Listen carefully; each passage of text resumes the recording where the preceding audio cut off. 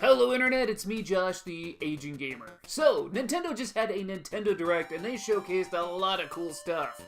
Super Mario Maker 2? Hell yeah, day one purchase. Marvel Ultimate Alliance 3? Cool. Fire Emblem 3 Houses? Cool. Dragon Quest XI's? Cool. Bloodstained Ritual of the Night? Cool. Tetris 99? Cool. Dead by Daylight? Cool. Astral Chain? Cool. Deltarune? Cool. But of course the biggest and most controversial title shown was the debut trailer for a remake of The Legend of Zelda Link's Awakening. We didn't get to see a whole lot of the game, but we saw enough to where we can either praise it or complain about it. The biggest concern right now is mainly on those graphics. But that's what I want to talk about. Let's talk about those graphics. Let's talk about what we want to see in the game. Let's talk about if there's even enough content to warrant a remake. Let's talk about it. So, The Legend of Zelda Link's Awakening is one of my favorite games, not just from the Zelda series, but in all of gaming. I had both the original and DX versions of the game when I was young, and I played the hell out of them. The game was fun, the music was catchy, the story was fantastic, almost depressing and completely different from any Zelda title we've played before or since, and I just love the quirkiness and the characters and the dialogue. It's overall just a fantastic game, and I think it's a great introductory title if you want to get into the series. Honestly, I think this is a classic game that doesn't need to be remade, just re-released. But regardless, it's happening. So in this remake's debut trailer, we get a nicely animated intro of Link getting shipwrecked, and then we see a bunch of in-game footage. Everything we see is exactly like the original game. The only thing different, other than the graphics of course, are the fact that there are no transitions between screens. It's more of a free-roaming style like the current 2D Zelda games. Now, look at those graphics. It's easy to see why people either love it or hate it. Some people think it looks cute, while others think it looks too cute. It's easy to see what Nintendo is trying to do here though. They're taking the old Game Boy sprites and just making them HD. I think it's a rather odd choice because, in my opinion, I think it makes it look like a 3DS game. And since for years there has been rumors that Link's Awakening was being remade for the 3DS, it wouldn't be too far-fetched to think that the rumors were true and the project was moved to the Switch. But anyway, back to the art style. I've heard some people think it makes Link and all the characters look like Funko Pops. I see that. I personally think it makes them all look like the characters from Charlie Brown as well. While I don't exactly hate the graphics, I'm not too crazy about them. It's just very plain looking. The original game just had so many cool characters and monsters, and I would have loved to see them in more detail. But with these graphics, well, we're just gonna look the same as before. It's kind of odd too because I figured if Link's Awakening were to ever be remade, it would have the art style similar to A Link Between Worlds. I mean, that game was modeled after the Super Nintendo's A Link to the Past, and with Link's Awakening being a sequel to that game, it just made sense to me. Now, I do have a few more comments about the graphics, but it kind of goes into spoiler territory, so if you want to skip the spoilers, follow whatever time frame I put in this area. Ready? Ready? Let's go. So in the remake's trailer, we see an anime Link, but the gameplay version of Link is, oh, well, this. In a way that makes sense. Since we know from the ending of Link's Awakening that everything was just some fever dream, it makes sense that the art style would change in such a dramatic way. The world looks weird because it's not real. And while I do find these new graphics very plain, very simple, there is potential for them here. Everything we see in the trailer are from very early portions of the game. In the original, the further you got into the game, the more that all the monsters and other NPCs would be more aware and comment about you getting closer to Awakening, and the monsters you fight later in the game become more horrifying. Maybe in some portions of this remake, like boss fights or anything that could warrant a cutscene, they can use the graphics to make some really distorted visuals. You know, dreams or nightmares, anything can happen, and if they can throw some shades of horror into this cutesy visuals, I think that would really set the tone for the story. That it's not just a happy little village with humanoid animals and mermaids and all that, but there is a real threat happening to Link, and he needs to wake up before it's too late. And like I mentioned, maybe the further you get into the game, the more the island is aware of Link's Awakening, and therefore the cutesy to nightmare scenes would happen more often. Do I think that's how it's going to play out?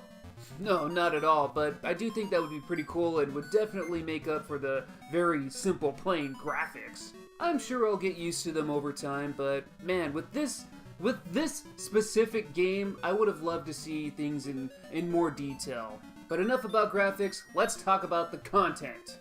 From what little we're shown, it looks like a straight frame-by-frame remake, and Nintendo does have their work cut out for them. And if they follow the same dialogue, story, dungeon layouts, and keep to the super simple graphics, this should be a very easy game for them to remake. Link's Awakening isn't a very long game either, at least compared to other Zelda titles. If Nintendo leaves it at just that, and charges a full $60 price point, well, shame on Nintendo. Now we know Nintendo, we know they will add stuff, but how much, and will it be enough?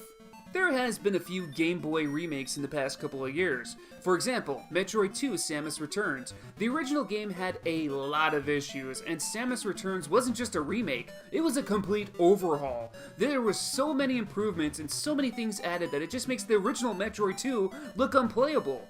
The issue here, though, is that Link's Awakening doesn't really have any issues. The game is pretty great as is. The only thing I can really think of changing is the item layout. Since the remake will be on a system with more buttons, items like the shield and the Roc's Feather can automatically be assigned rather than having to constantly go back and forth between the weapon menu. I don't really want to see the game change dramatically, but on the other hand, if the game isn't getting a complete overhaul, what's the point of even remaking the game instead of just re-releasing the original?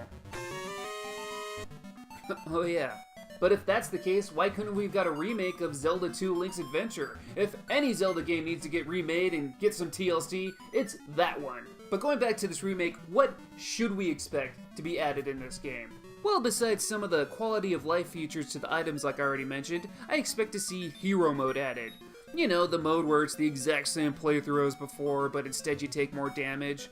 You know, when we look at other Zelda remakes like Wind Waker HD, Twilight Princess HD, Ocarina of Time 3D, and Majora's Mask 3D, they don't really add a whole lot to them. Just a few quality of life features. Nothing dramatic, no new noteworthy dungeons or weapons added, just features that make the game easier to play. Link's Awakening is already easy to play. Well, I guess the Link to the Past remake added that 4 swords portion, so maybe there's a possibility of some kind of multiplayer mode added here. But if we're looking at just Link's Awakening, what do I want to see added to it? Well, the answer's obvious. More dungeons and more weapons. Like I mentioned earlier, if they assign the shield, Pegasus boots, Roc's Feather, and Power Bracelet to the key items rather than in the weapon category, because let's face it, those are all items that we shouldn't have to manually equip to use, that only leaves us a handful of cool weapons to use. Perhaps they can take some weapon ideas from Link Awakening's sister games, Oracle of Ages and Seasons. They could add the slingshot, the seed shooter, the Kin of Samaria, or the switch hook, or maybe the upgrades to the already existing items, like the Roc's Feather upgrading to the Roc's Cape, or the boomerang to the magic boomerang. And of course, adding new items would be absolutely pointless if they didn't add dungeons to make them useful. Now, Nintendo could make whole new dungeons in new locations, but I think they could also get away with expanding certain locations already in the game. For example, the Moblin hideout where you have to save Bow Wow, Canalet Castle where you have to collect the golden leaves, or Yarna Desert where you have to search for the Angler Key. All these places can easily be expanded to full-length dungeons. Those sections weren't very big at all, with some of them just being a few screens, so I don't think too many people would mind the change.